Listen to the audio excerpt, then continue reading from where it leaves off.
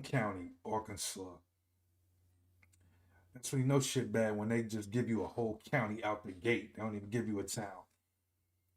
The county encompassing Harrison. Okay, so this is part two of Harrison, basically.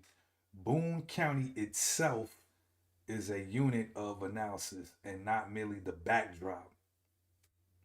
So, of course, they reference the same, 1905 and 1909 expulsions, which were county wide operations.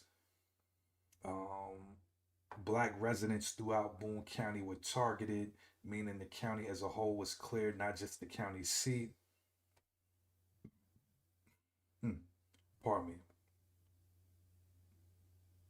It says that the political culture has historically supported candidates and positions aligned with white nationalist or hard segregationist politics.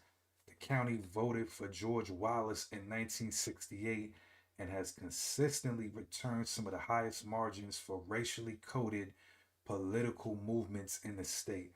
So there's another name for y'all to pause and look up George Wallace, 1968.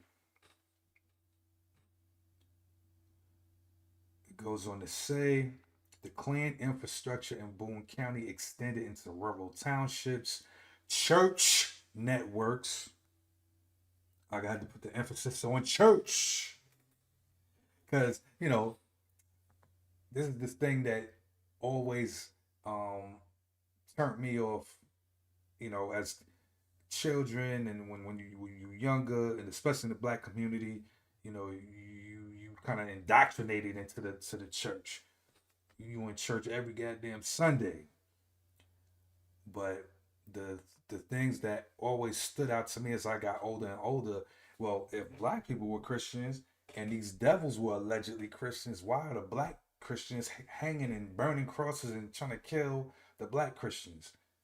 You know what I'm saying? So that also turned me the rest of the way off this whole shit. Clan infrastructure extends into townships, church networks.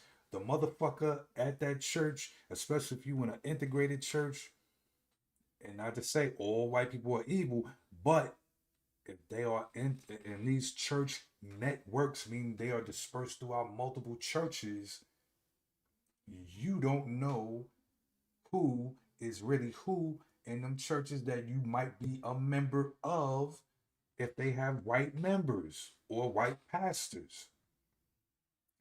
This is all the shit to think about. So the church networks, civic organizations, they created a distributed enforcement system that did not depend solely on law enforcement. And that's the other thing. People tend to think of, you get, you pass through the little town sign and then immediately, woo, and then they like, hey, get out the car, boy. You don't need police in all of these or any of these scenarios for it to really be a sundown town. That's just the fucking add-on. These are systems. So of course, tier one, the whole county wide plan presence, political culture that enforces this behavior and activity.